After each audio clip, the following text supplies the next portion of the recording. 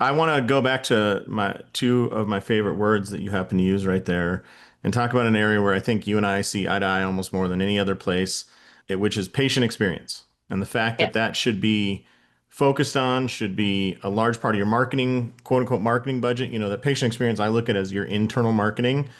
There are so many practices I see that are dying and they're working their butts off to get people in. And then if you ask the people, how was that first visit? They would say, I've had better, and yet they're like, why do I spend so much to get a new patient? All this, what lessons do you have about patient experience? I mean, I've been in your talk at like large chiropractic seminars where this is a huge topic of discussion and whatnot.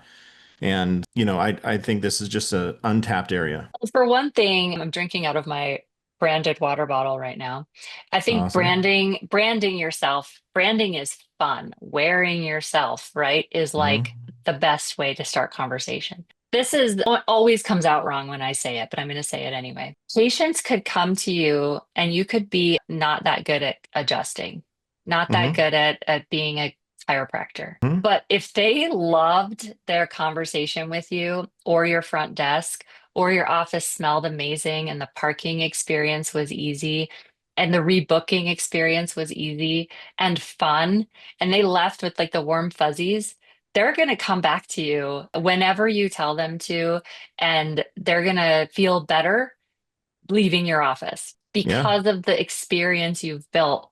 And so it's incredibly important for new chiros who are a little less confident in their clinical skills to create a really fun experience for people.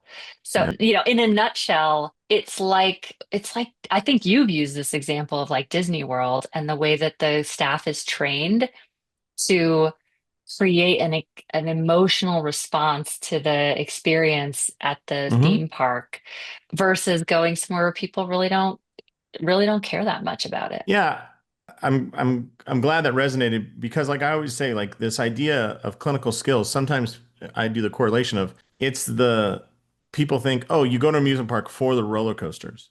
And although Uh-huh. that's where you may end up, the experience getting there is what really matters. And I say the Disney does not have the best roller coasters. They don't have any loops that I know of. They're not the highest in the world. They're not the fastest. Mm. But what theme park has the most returning clients of anywhere? Which theme park charges the most? Which theme park has like almost like they're filled up every day to the point where they have to limit tickets?